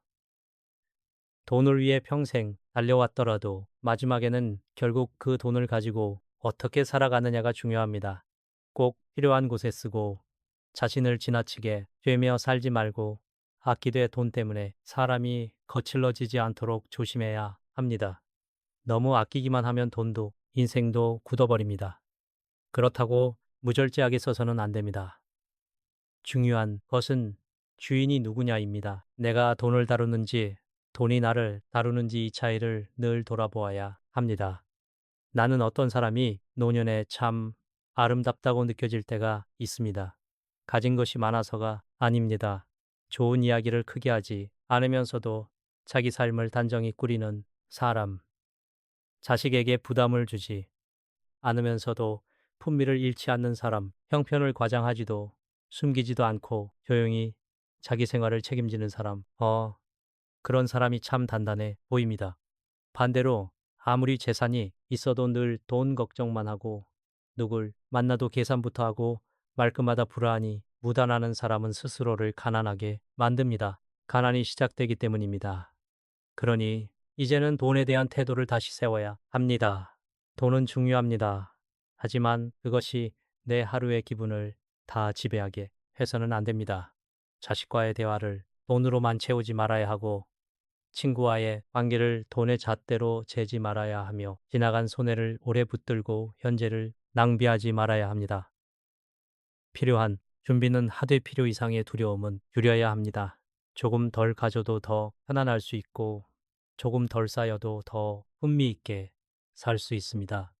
노년에는 더 많이 가지는 것보다 덜 흔들리는 것이 더 중요합니다. 돈을 손에 쥐고도 마음까지 빼앗기지 않는 사람, 바로 그런 사람이 나이 들수록 깊어지고 단단해지는 사람입니다. 사람은 나이가 들수록 감정이 줄어드는 것이 아닙니다. 오히려 어떤 면에서는 더 예민해질 수도 있습니다. 몸이 예전 같지 않고 관계는 단순해지는 대신 더 깊은 상처를 남기며 지나간 시간은 자꾸 비교의 대상이 되고 남은 시간은 점점 더 선명하게 의식되기 때문입니다. 그래서 어떤 사람은 나이가 들수록 더 너그러워지고 단단해지지만 어떤 사람은 반대로 더 쉽게 흔들리고 더 쉽게 서운해집니다. 나는 이 차이가 단순히 성격 때문만은 아니라고 생각합니다. 살아온 시간의 길이보다 더 중요한 것은 그 시간 속에서 자기 감정을 어떻게 다루는 법을 배웠는가 하는 점입니다. 노년의 품위는 말하자면 감정을 없애는 데서 나오지 않습니다. 감정에 끌려가지 않는 데서 나옵니다. 젊은 시절에는 화가 나면 목소리가 먼저 커지고 불안하면 바쁘게 움직이며 상처를 받으면 상대를 탓하기 쉽습니다. 그러나 나이가 들어서도 똑같은 방식으로만 감정을 다룬다면 삶은 점점 피곤해집니다. 왜냐하면 나이가 들수록 감정 하나가 삶 전체에 미치는 영향이 더 커지기 때문입니다. 젊을 때는 한번 화를 내고도 다시 관계를 만들 기회가 많고 상처를 받아도 바깥의 일과 사람들 속에서 잊힐 여지가 있습니다. 하지만 나이가 들면 인간관계의 수는 줄고 반복해서 만나는 사람은 비슷하며 하루의 정서는 더 오래 남습니다. 그러니 감정 하나를 잘못 다루면 며칠이 관계 하나가 어긋나면 마음이 오래 불편합니다. 이때 필요한 것은 강한 척하는 태도가 아니라 자기 안에서 일어나는 파도를 읽는 힘입니다. 나는 오래 살면서 화가 센 사람이 강한 사람이라고 생각한 적이 없습니다. 오히려 반대였습니다. 쉽게 화를 내는 사람은 되게 자기 마음을 다스릴 힘이 부족한 경우가 많았습니다. 반면에 정말 단단한 사람은 불쾌한 일을 겪어도 바로 반응하지 않았습니다. 참아서가 아닙니다. 그 순간에 감정이 자기 전체를 대신 말하도록 허락하지 않았기 때문입니다. 사람은 누구나 화가 날 수 있습니다. 억울한 일도 있고 무시당했다고 느끼는 순간도 있으며 가까운 사람에게 서운한 감정을 품을 수도 있습니다. 문제는 그 감정이 올라오는 것 자체가 아니라 그 감정이 곧 진실이라고 믿는 데 있습니다. 화가 났다고 해서 내가 반드시 옳은 것은 아닙니다. 서운하다고 해서 상대가 반드시 나쁜 것도 아닙니다. 불안하다고 해서 현실이 꼭 위험한 것도 아닙니다. 감정은 중요하지만 감정이 모든 판단의 기준이 되어서는 안 됩니다. 특히 노년에 더 조심해야 할 감정은 억울함입니다. 나는 이것이 나이가 들수록 사람을 거칠게 만드는 중요한 감정 가운데 하나라고 봅니다. 내가 평생 이렇게 살았는데 내가 누구를 위해 얼마나 희생했는데 왜 아무도 내 마음을 몰라주는가? 이런 생각은 처음에는 이해받고 싶은 마음으로 시작됩니다. 그러나 오래 품으면 억울함은 분노가 되고 분노는 결국 관계를 해칩니다. 자식에게, 배우자에게, 형제에게, 친구에게 자꾸 자기 희생을 말하게 되고 상대의 부족함만 보이기 시작합니다. 그러면은 말은 점점 날카로워지고 마음은 점점 외로워집니다. 나는 여기서 아주 중요한 점을 말하고 싶습니다. 나이가 들수록 자기 삶을 정리하는 사람은 과거의 수고를 무기로 삼지 않습니다. 수고는 수고대로 귀하지만 그것을 매번 꺼내 들며 현재를 압박하면 아무도 편안할 수 없습니다. 불안도 마찬가지입니다. 노년의 불안은 젊은 사람의 불안과 조금 다릅니다. 젊은 사람은 미래가 두려워 불안해하지만 나이가 든 사람은 이을 것들 때문에 불안해합니다. 건강을 잃을까 두렵고 관계가 멀어질 걱정되고 경제적으로 흔들릴까 불안하고 쓸모없는 존재가 될까 마음이 무겁습니다. 그런데 이런 불안을 잘 다루지 못하면 사람은 하루 종일 아직 오지 않은 일에 먼저 지쳐 버립니다. 검사 결과가 나오기도 전에 마음속으로 병을 키우고 자식이 연락이 조금 늦었다고 해 서운함과 걱정을 함께 키우며 해 돈이 아직 충분히 남아있는데도 해 이미 다 잃은 것처럼 초조해합니다. 이렇게 되면은 삶은 현재가 아니라 상상 속 위험에 의해 움직이게 됩니다. 그러니 불안을 다스린다는 것은 불안을 없애는 것이 아니라 아직 일어나지 않은 일을 현재의 전부로 만들지 않는 일입니다. 나는 감정을 다스리는 첫 번째 방법이 즉시 반응하지 않는 것이라고 생각합니다. 이것은 단순하지만 대단히 중요합니다. 화가 날 때 바로 말하지 말고 서운할 때 바로 결론 내리지 말고 불안할 때 바로 최악을 상상하지 말아야 합니다. 사람은 감정이 올라오는 순간에 자기 시야가 좁아집니다. 그때 한 말은 대개 지나치고 그때 내린 판단은 종종 불공평합니다. 조금만 시간을 두면 다르게 보이는 일이 많습니다. 예, 하루만 지나도 감정의 온도가 달라지고 며칠만 지나도 그 일이 정말 그렇게까지 큰 문제였는지 다시 보게 됩니다. 근데 사람은 흔들릴 때일수록 속도를 냅니다. 빨리 말하고 빨리 판단하고 빨리 관계를 정리하려 합니다. 나는 이것이 어리석다고 생각합니다. 나이가 들수록 더 느리게 반응해야 합니다. 늦게 반응하는 것이 약한 것이 아니라 더 넓게 보는 힘입니다. 두 번째로 필요한 것은 자기 감정의 이름을 정확히 부르는 일입니다. 우리는 화라고 생각하지만은 사실은 서운함일 때가 많고 서운하다고 생각하지만은 실은 외로움일 때도 많습니다. 불안이라고 여겼는데 실제로는 통제력을 잃는 두려움인 경우도 있습니다. 이 구분이 중요합니다. 왜냐하면은 감정의 이름이 달라지면은 대하는 방식도 달라지기 때문입니다. 외로움을 화로 표현하면 관계가 깨지고 두려움을 잔소리로 표현하면 상대가 멀어집니다. 나이가 들수록 사람은 자기 감정을 정직하게 들여다보아야 합니다. 나는 화가 난 것이 아니라 섭섭한 것이다. 나는 상대가 밉다기보다 내 자리가 줄어든 것 같아 불안한 것이다. 나는 실망한 것이 아니라 기대가 너무 컸던 것이다. 이런 식으로 말할 수 있어야 합니다. 이것은 자기 성찰이자의 자기 보호입니다. 세 번째는 말의 양을 줄이는 것입니다.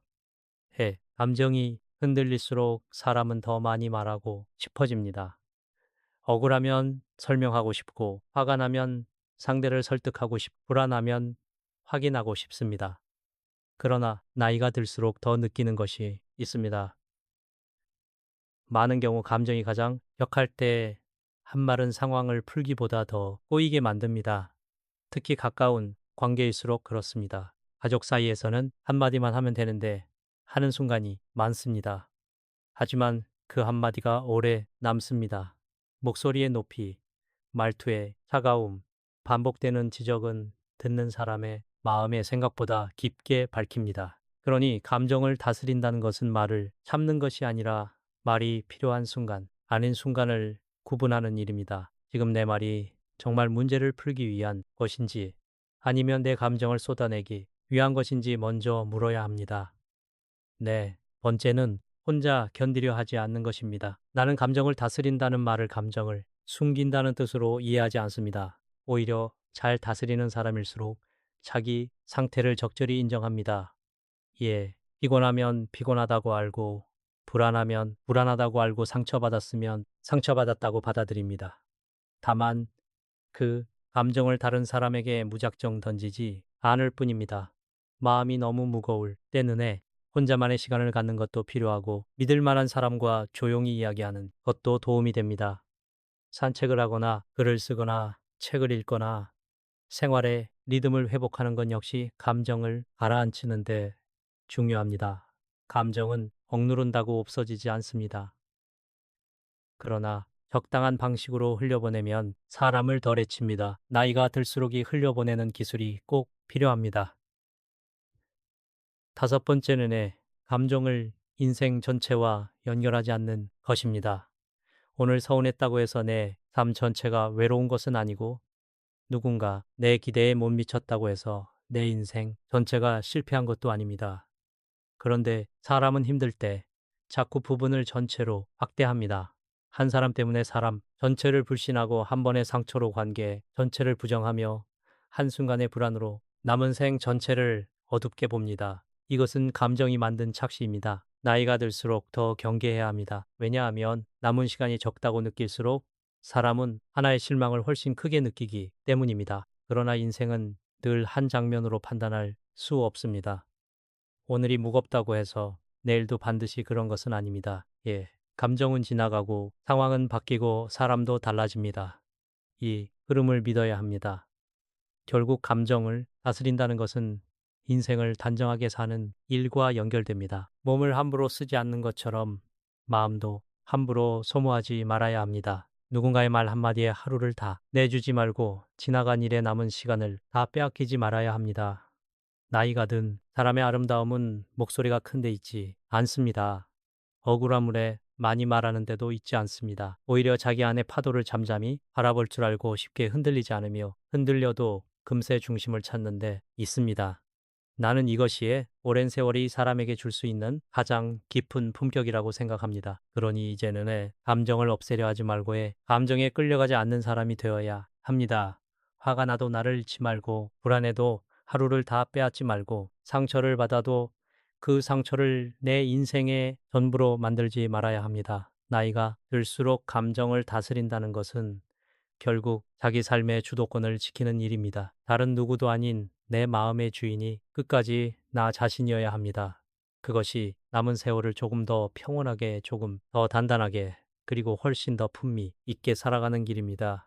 나이가 들수록 사람을 많이 아는 것이 중요한 것이 아니라 어떤 사람 곁에 머물러야 하는지를 아는 것이 더 중요해집니다. 젊을 때는 사람을 넓게 만나고 다양한 관계 속에서 부딪히며 배우는 것이 필요합니다. 때로는 상처를 받아도 다시 회복할 힘이 있고 관계 하나쯤은 잘못되어도 다른 만남 속에서 균형을 찾을 수 있습니다. 그러나 나이가 들면 사정이 달라집니다. 몸의 기운도 예전 같지 않고 마음이 회복되는 속도도 느려지며 인간관계의 필요가 생각보다 오래 남습니다. 그래서 노년의 삶은 사람의 숫자로 풍성해지는 것이 아니라 관계의 질로 평온해집니다. 누구와 자주 만나느냐, 누구의 말을 오래 듣느냐, 누구 앞에서 내 마음이 편안하냐가 남은 삶의 표정을 결정하게 됩니다. 나는 오래 살면서 사람 때문에 가장 많이 지치는 것은 큰 배신이나 극단적인 사건만이 아니라는 사실을 자주 느꼈습니다. 오히려 사람을 서서히 밝게 만드는 것은 일상적인 불편함입니다. 만나고 오면 늘 기운이 빠지는 사람, 말 한마디 한마디가 조심스러운 사람, 항상 남의 험담과 불평으로 분위기를 무겁게 만드는 사람, 내 사정을 이해하기보다 자기 감정만 쏟아내는 사람, 가까이 있을수록 내가 더 작아지는 사람, 이런 사람들과의 관계는 당장 끊어야 할 만큼 극단적이지 않을 수 있습니다. 그래서 더 위험합니다. 큰 상처는 조심이라도 하게 만들지만 작은 소모는 오래 참게 만들기 때문입니다. 그러다 보면 어느 순간 사람은 자기 삶의 평온을 조용히 빼앗기고 있었다는 사실을 뒤늦게 깨닫습니다. 특히 감정 기복이 심한 사람 곁에서는 마음이 편안하기 어렵습니다. 오늘은 지나치게 다정하다가 내일은 차갑 별일 아닌 일에도 크게 화를 내고 감정이 상하면 상대를 몰아붙이며 분위기에 따라 말이 달라지는 사람들은 자신뿐 아니라 주변 사람의 마음까지 흔듭니다. 젊을 때는 그런 관계를 두고의 정이 많다에 솔직하다, 인간적이다 하고에 착각하기 쉽습니다. 그러나 나이가 들수록 알게 됩니다. 감정이 지나치게 출렁이는 사람 곁에서는 내 마음도 제자리를 지키기 어렵다는 것을 말입니다. 관계는 자극으로 유지되는 것이 아니라 안정으로 깊어집니다. 늘 긴장해야 하는 관계는 친밀한 관계가 아닙니다. 편안함이 없는 관계는 오래 갈수록 피로만 남깁니다. 또 늘 부정적인 기운을 뿜어내는 사람도 조심해야 합니다.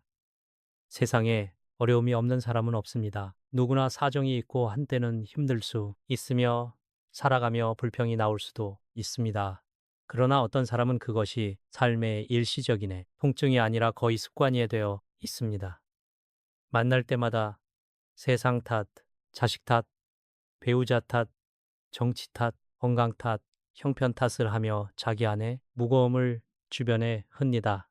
이런 사람들은 되게 자신도 힘들겠지만은 오래 함께 있으면 옆 사람도 어두워집니다. 한두 번은 위로해 줄 수 있습니다. 그러나 만날 때마다 내 마음이 축 처지고 돌아오는 길이 유난히 길게 느껴지고 그 사람의 말이 머릿속에 오래 남아 하루의 기운까지 내려앉는다면 그 관계는 다시 생각해 보아야 합니다.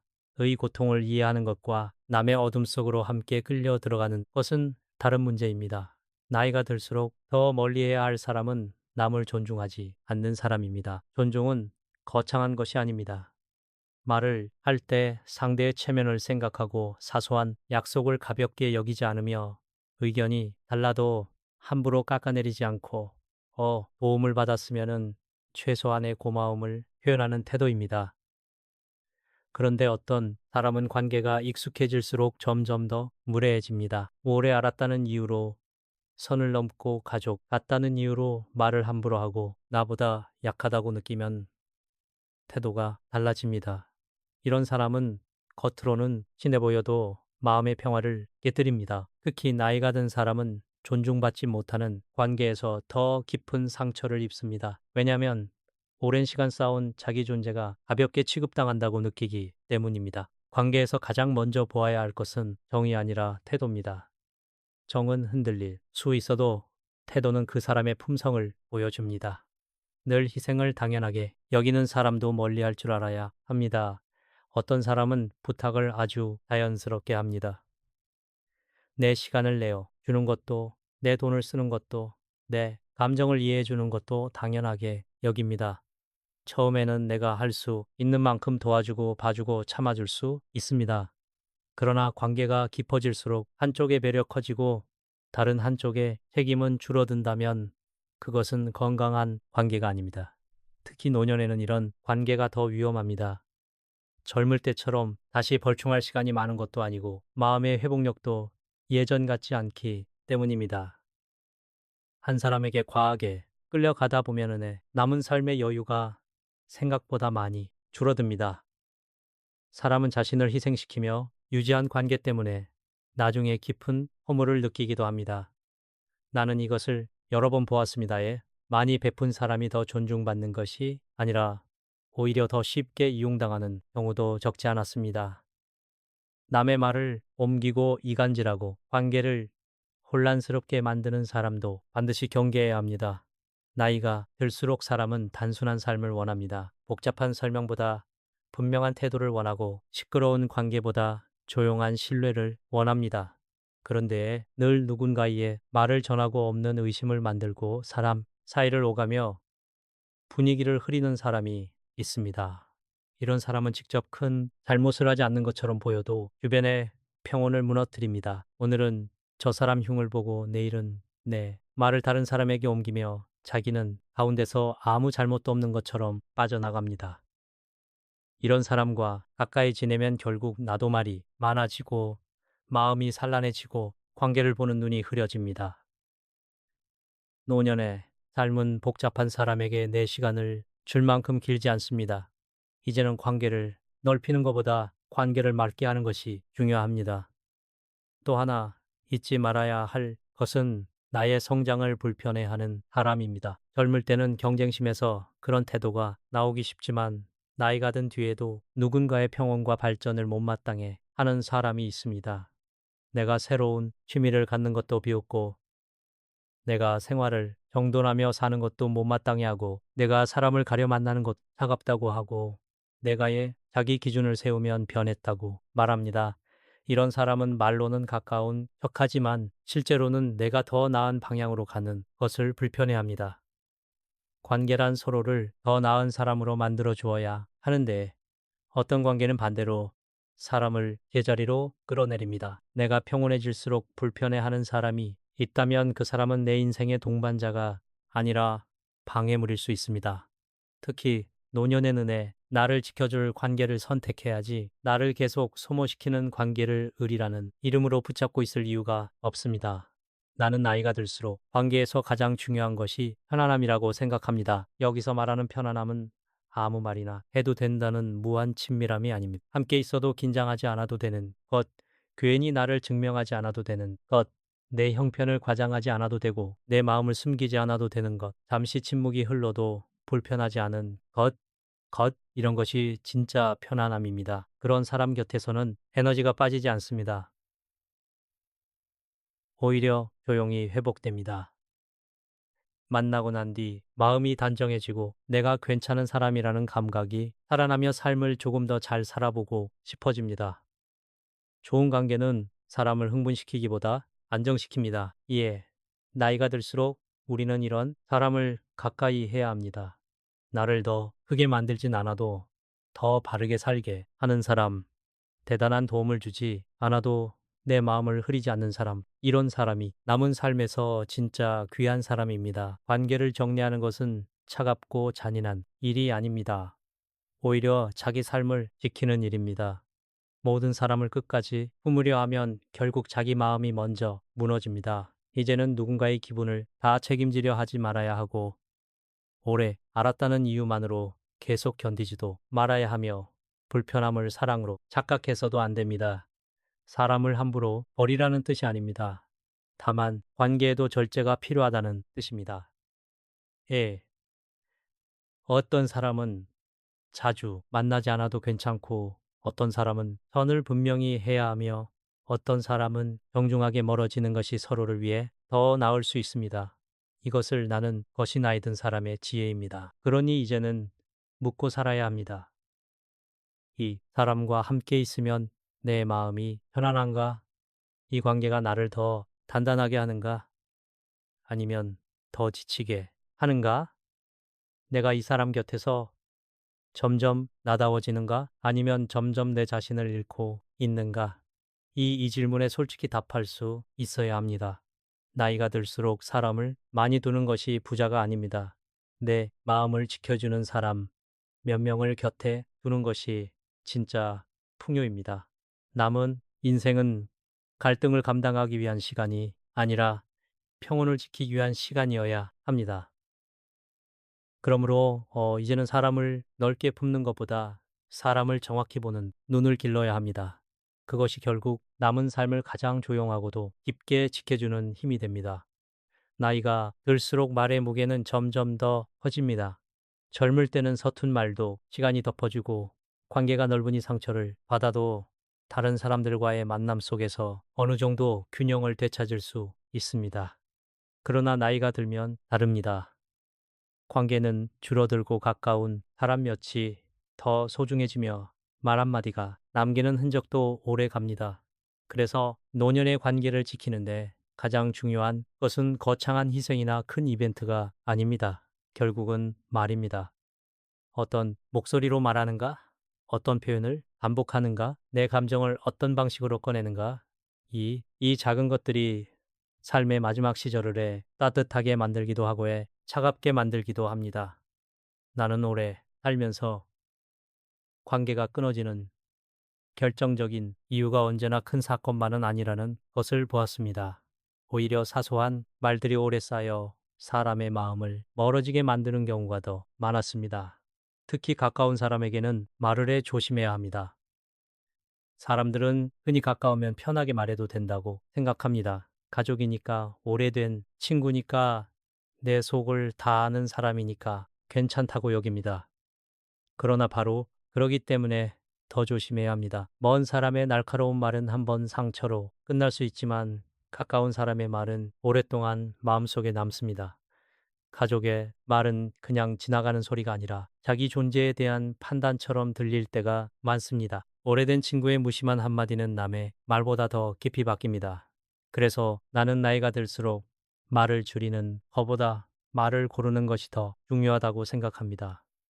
침묵이 언제나 답은 아니지만 아무 생각 없이 쏟아내는 말은 대개 관계를 어둡게 만듭니다. 가까운 사람에게 절대 반복해서 해서는 안 되는 말이 있습니다. 첫째는 자기 희생을 내세우는 말입니다. 내가 너를 위해 얼마나 했는데 내가 이 나이에 누구 때문에 이렇게 마음고생을 하느냐? 내가 다 참고 살았다. 이런 말은 말하는 사람 입장에서는 억울함의 표현일 수 있습니다. 그러나 듣는 사람에게는 사랑이 아니라 비처럼 들립니다. 부모가 자식에게, 배우자가 배우자에게, 형제가 형제에게, 과거에 수고를 자꾸 꺼내들면 관계는 따뜻해지지 않습니다. 감사는 자발적으로 생겨야지 요구한다고 생기지 않습니다. 오히려 사람은 자꾸 들을수록 미안함보다 필요를 느낍니다. 나는 이것이 매우 안타깝다고 생각합니다. 평생의 수고가 존중받아야 하는 것은 맞습니다.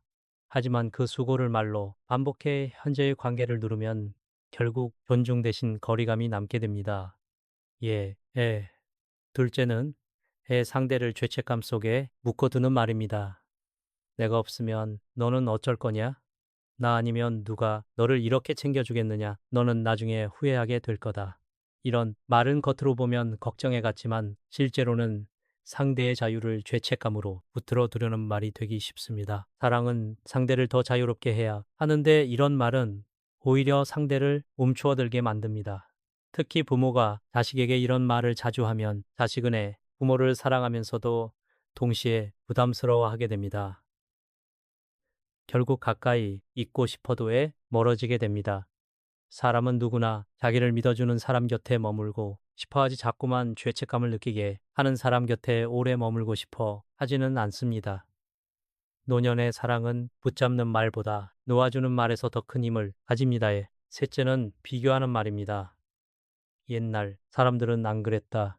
요즘 사람들은 왜 이렇게 다르냐? 누구네 자식은 안 그런데 너는 왜 그러느냐? 이런 말은 세대 차이의 대안의 실망처럼 들릴 수 있지만 결국 듣는 사람에게는 자신이 존중받지 못하고 있다는 느낌을 줍니다. 시대는 변합니다. 살아가는 방식도 달라집니다. 나이가 들면 과거의 기준으로 현재를 판단하게 되는데 그 습관이 말로 드러나면 관계가 딱딱해집니다. 비교의 말은 상대를 바꾸지 못합니다. 오히려 방어하게 만들 뿐입니다. 나이가 들수록 필요한 것은 옳은 말을 많이 하는 것이 아니라 듣고 싶어는 말을 하는 것입니다. 아무리 맞는 말이어도 상대를 닿게 만들면 지혜로운 말이 아닙니다. 넷째는 충고를 가장한 지배의 말입니다. 내가 너를 위해 하는 말이다. 네가 아직 몰라서 그렇다. 내 말대로 하면 틀림없다. 이런 표현은 겉보기의 경험에서 나온 조언처럼 보입니다. 물론 나이든 사람의 경험은 귀합니다. 그러나 경험이 지혜가 되려면 그것이 상대를 눌러서는 안 됩니다. 경험이 많을수록 말은 더 부드러워져야 합니다. 살아본 길이 있다고 해서 다른 사람의 길까지 내가 정할 수는 없습니다. 자식도 배우자도 친구도 결국 각자의 삶이 있습니다. 조언은 줄 수 있어도 선택을 대신할 수는 없습니다. 그런데 나이가 들수록 사람은 자꾸 자기 경험을 절대적인 기준처럼 말하게 됩니다. 그 순간 말은 도움이 아니라 부담이 됩니다. 나는 진짜 지혜로운 사람은 내가 살아보니 이럴 수도 있더라 라고 말하지 내 말이 맞다 라고 단정하지 않는다고 생각합니다. 다섯째는 체념과 비관을 반복하는 말입니다. 내 인생은 이제 끝났다. 이 나이에 뭘 더 하겠느냐? 나는 이제 아무 소용이 없다. 이런 말은 스스로를 낮추는 것 같지만 함께 사는 사람의 마음까지 무겁게 만듭니다. 특히 가까운 사람은 그 말을 들을 때마다 어떻게 반응해야 할지 몰라 지칩니다. 위로해도 소용없고 침묵하면 냉정한 사람이 된 것 같고 결국 관계가 우울한 기운에 잠기게 됩니다. 나이가 들면 서운한 일도 많고 힘이 빠지는 순간도 많습니다. 그러나 자기 삶을 스스로 포기하는 말을 반복하는 것은 자신에게도 옆 사람에게도 좋지 않습니다. 람은 끝까지 자기 삶의 의미를 놓지 않아야 합니다. 그것이 곧 품미입니다. 힘들다는 말은 할 수 있어도 자기 존재 전체를 부정하는 말은 자주 하지 말아야 합니다. 여섯째는 가까운 사람에게 감정의 쓰레기통이 되어달라고 요구하는 말입니다. 내가 너 아니면 누구한테 말하겠느냐? 너는 내 얘기 들어줄 사람 아니냐? 이런 말은 친밀함처럼 보이지만 반복되면 상대를 지치게 만듭니다. 물론 누구나 자기 속마음을 털어놓을 사람이 필요합니다. 그러나 가까운 사람이라고 해서 내 불안, 불평, 억울함을 끝없이 받아내야 할 의무가 있는 것은 아닙니다. 특히 나이가 들수록 사람은 자기 감정을 정리하는 책임도 함께 배워야 합니다. 힘든 이야기를 할 수는 있습니다. 하지만 그것이 늘 같은 원망과 같은 불만의 반복이라면 해 듣는 사람의 마음도 씁니다. 관계는 서로 기대는 곳이지만 한쪽이 계속 기대기만 하면 결국 기울어집니다. 가까운 사람일수록 더 조심해야 합니다. 사랑은 내 감정을 다 쏟아내는 권리가 아니라 상대의 마음, 상태까지 헤아리는 배려이기도 합니다. 나는 나이가 들수록 말의 내용보다 말의 온도가 더 중요하다고 느낍니다. 똑같은 사실도 어떤 온도로 말하느냐에 따라 전혀 다르게 들립니다. 왜 연락이 없니라는 말도 서운함으로 들릴 수 있고 이 바빴겠구나. 괜찮니라는 말은 걱정으로 들립니다. 네가 틀렸다 하는 말은 관계를 세우지 못하지만 내가 보기에는 이 부분이 조금 걱정된다는 말은 상대를 닿게 만들지 않습니다. 결국 관계를 오래가게 하는 것은 정답이 아니라 배려입니다. 나이가 들수록 옳은 말을 앞세우기보다 관계를 살리는 말을 먼저 배워야 합니다. 말은 칼이 될 수도 담요가 될 수도 있습니다. 가까운 사람에게는 더더욱 그렇습니다. 젊을 때의 솔직함이 미덕이었다면 나이 든 뒤의 솔직함은 절제가 함께 있어야 미덕이 됩니다. 또 중요한 것은 반복하지 않는 것입니다. 사람은 누구나 실수할 수 있습니다. 한번 날카롭게 말할 수도 있고 감정이 앞설 수도 있습니다.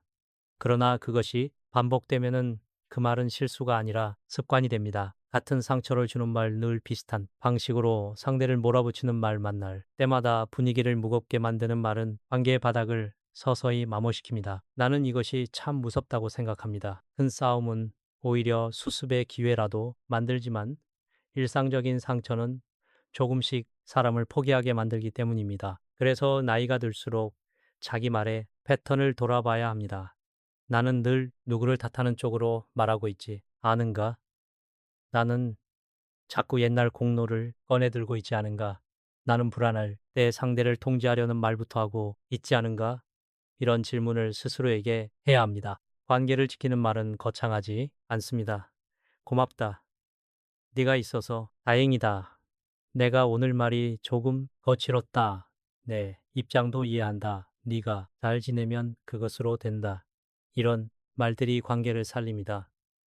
특히 나이가 들수록 사과 감사의 말은 더 귀해집니다. 오래 산 사람이 쉽게 사과할 줄 알고 쉽게 고맙다고 말할 줄 알면 그 사람의 품격이 드러납니다. 자존심 때문에 나이가 많다는 이유로 내 경험이 더 많다는 이유로 끝까지 굽히지 못하면 결국 남는 것은 고독뿐입니다. 나는 사람이 나이 들수록 더 부드러워져야 한다고 생각합니다. 약해지라는 뜻이 아니라 단단함이 거치음으로 변하지 않게 하라는 뜻입니다. 그러므로 이제는 말하기 전에 한 번 더 생각해야 합니다. 지금 이 말이 관계를 살리는가 아니면 내 감정을 풀기 위한 것인가에 상대를 이해시키는가 아니면은 죄책감에 묶어 두는가에 내가 옳다는 것을 증명하는가 아니면 서로를 더 편안하게 하는가 이 질문을 품고 말하는 사람은 나이가 들수록 깊어집니다. 노년의 말은 짧아도 무겁고 조용해도 오래 남습니다. 그러니 가까운 사람일수록 함부로 말하지 말아야 합니다. 결국 마지막에 남는 것은 무엇을 얼마나 가졌는가 보다도 어떤 말로 사람들 곁에 머물렀는가일 수 있습니다. 따뜻한 말은 관계를 지키고 절제된 말은 품위를 남기며 이의 말은 외로움을 줄입니다. 나이가 들수록 사람은 말로 자기 인생의 마지막 인상을 남깁니다. 그 마지막 인상이 상처가 아니라 온기가 되도록 이제는 더 깊게 생각하고 더 따뜻하게 말해야 합니다. 이제는 분명히 말할 수 있습니다. 사람은 나이가 들수록 더 많이 붙잡아야 편안해지는 것이 아닙니다. 오히려 반대입니다. 덜 붙잡을수록, 덜 매달릴수록, 덜 흔들릴수록 비로소 삶이 조용해집니다. 젊은 날에는 무엇인가를 이루기 위해 바쁘게 살아도 됩니다. 책임도 많고 경쟁도 있고 아직 채워야 할 것들이 많기 때문입니다. 그러나 어느 시점이 지나면은 사람은 방향을 바꿔야 합니다. 더 많이 지는 삶에서 더 바르게 놓는 삶으로 바꿔야 합니다. 그것이 나이가 든 사람이 배워야 할 마지막 지혜라고 나는 생각합니다. 나는 오래 살며 수많은 사람을 보았습니다. 성공한 사람도 보았고 실패한 사람도 보았으며 가진 것이 많은 사람도 적은 사람도 보았습니다. 그런데 마지막에 남는 인상은 늘 비슷했습니다. 많이 가진 사람이 반드시 편안하지는 않았고, 많은 사람에게 둘러싸인 사람이 반드시 외롭지 않은 것 아니었습니다. 오히려 나이가 들수록 더 빛나는 사람들은 대체로 단순했습니다. 해, 욕심이 주로 있었고에, 말이 가벼워지지 않았고에, 관계를 무리하게 끌고 가지 않았으며에, 자기 삶을 자기 손으로 단정히 정리하며에 살고 있었습니다. 나는 그것이 참 귀하다고 느꼈습니다. 인생의 후반부는 화려함보다 정리가 더 중요하기 때문입니다. 사람은 늙어가면서 조금씩 깨닫습니다. 세상에는 끝내 뜻대로 되지 않는 일이 많고 사람의 마음은 내가 붙든다고 붙들리는 것이 아니며 지나간 세월은 후회한다고 돌아오지 않는다는 사실을 말입니다. 그런데도 많은 사람은 끝까지 놓지 못합니다. 자식을 놓지 못하고 미련을 놓지 못하고 과거의 상처를 놓지 못하고 자기 기대를 놓지 못합니다. 그러니 늙어가면서 몸은 점점 가벼워져야 하는데 마음은 오히려 더 무거워집니다. 나는 그것이 참 안타깝습니다. 노년은 인생이 작아지는 시기가 아니라 인생이 맑아져야 하는 시기라고 생각하기 때문입니다. 복잡했던 것들이 단순해지고 치열했던 마음이 차분해지고 남과 비교하던 시선이 자기 안으로 돌아와야 합니다. 예, 그래야 마지막까지 평온을 지킬 수 있습니다. 남은 인생을 나를 위해 살아야 한다는 말은 많은 사람들이 오해합니다. 누군가는 그것을 이기적으로 살라는 뜻으로 받아들이고 또 누군가는 이제 와서 무엇을 더 하느냐며 체념합니다. 그러나 내가 말하는 것은 그런 뜻이 아닙니다. 나를 위해 산다는 것은 남을 버리겠다는 말이 아니라 더 이상 삶을 함부로 하지 않겠다는 뜻입니다. 싫은 관계를 억지로 계속 붙잡지 않겠다는 뜻이고 나를 지치게 하는 걱정의 하루를 다 내주지 않겠다는 뜻이며 이미 끝난 일의 남은 시간을 계속 빼앗기지 않겠다라는 뜻입니다. 이것은 셀피시한 태도가 아니라 자기 삶에 대한 책임감입니다. 평생 남을 위해 살아온 사람일수록 이제는 자기 자신에게도 책임을 져야 합니다. 나는 나이가 든 사람에게 꼭 필요한 덕목이 품이라고 생각합니다. 품위는 돈으로 생기지 않고 지위로도 생기지 않습니다. 품위는 자기 자신을 어떻게 대하는가에서 나옵니다. 몸이 늙었다고 해서 말을 함부로 하지 않는 것, 서운하다고 해서 관계를 거칠게 만들지 않는 것, 외롭다고 해서 아무에게나 매달리지 않는 것, 불안하다고 해서 자식의 삶을 붙잡지 않는 것.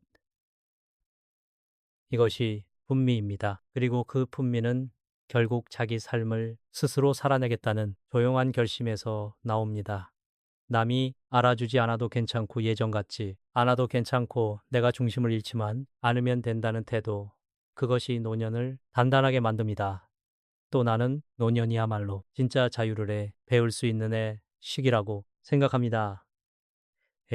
젊을 때의 자유는 대개 선택의 자유입니다. 직업을 선택하고 사람을 선택하고 길을 선택하는 자유입니다. 그러나 나이가 든 뒤에 자유는 조금 다릅니다. 반응하지 않을 자유, 미워하지 않을 자유, 끝까지 증명하려 애쓰지 않을 자유, 남의 기대에서 물러날 자유, 이미 지나간 일에 묶이지 않을 자유입니다. 이 자유는 젊은 시절보다 훨씬 어렵습니다. 왜냐하면 오랜 습관을 바꾸어야 하기 때문입니다. 평생 걱정하던 사람은 걱정을 놓는 일이 어렵고 평생 남을 먼저 챙기던 사람은 자기 자신을 먼저 돌보는 일이 어색합니다. 그러나 바로 그래서 더 가치가 있습니다. 늦게 배운 자유일수록 더 깊습니다. 나이가 들수록 행복을 멀리서 찾지 말아야 합니다. 많은 사람이 아직도 행복을 조건으로 생각합니다. 건강이 완벽해야 행복할 것 같고, 자식이 완전히 잘 되어야 마음이 놓일 것 같고, 돈이 충분히 쌓여야 평안할 것 같고, 주변 사람들이 모두 내 뜻대로 해주어야 비로소 편안해질 것처럼 여깁니다. 그러나 그런 날은 끝내오지 않을 수도 있습니다. 인생은 늘 조금 부족하고 조금 아쉽고 조금 어긋납니다. 그 속에서 현재의 조용한 기쁨을 발견하는 사람이 결국 잘 늙어갑니다. 오늘 햇빛이 따뜻한 것, 밥을 편히 먹을 수 있는 것, 몸이 크게 아프지 않은 것, 마음이 맞는 사람 하나 있는 것, 읽을 책이 있는 것, 걸을 길이 있는 것, 이런 것들이 노년의 행복입니다. 거창하지 않지만 깊은 것들입니다. 이것을 느끼는 사람은 남은 시간이 짧아도 삶이 가난하지 않습니다. 나는 자주 이런 생각을 합니다. 사람은 마지막까지 배우는 존재여야 한다고. 배우는 내용이 젊을 때와 같을 필요는 없습니다. 새로운 기술을 배우지 않아도 좋고 대단한 학문을 하지 않아도 괜찮습니다. 그러나 적어도 자기 자신에 대해서는 끝까지 배워야 합니다. 나는 무엇에 쉽게 흔들리는 사람인가? 무엇을 놓지 못해 자꾸 괴로운가? 누구 곁에 있을 때 마음이 편안한가? 내가 진짜 소중하게 여겨야 할 것은 무엇인가? 이런 질문을 품고 살아야 합니다. 나이가 늘어도 자기 자신을 들여다보지 않는 사람은 쉽게 굳어버립니다. 반대로 끝까지 배우는 사람은 늙어도 착해지지 않습니다. 몸은 늙어도 마음이 마르지 않습니다. 나는 그런 사람이 참 아름답다고 생각합니다. 그리고 무엇보다 이제는 자기 인생을 부끄러워하지 말아야 합니다. 완벽하지 않았더라도 괜찮습니다. 후회되는 일이 있어도 괜찮습니다. 누구나 부족한 선택을 하고 어리석은 시절을 지나며 놓친 기회와 상처받은 기억을 안고 살아갑니다. 그것이 인간입니다. 중요한 것은 지금부터입니다. 남은 시간을 어떤 얼굴로 살아갈 것인가, 어떤 말로 사람을 대할 것인가, 어떤 마음으로 하루를 맞이할 것인가, 그것이 더 중요합니다. 과거가 조금 모자랐다고 해서 지금까지의 삶 전체를 실패로 몰아서는 안 됩니다.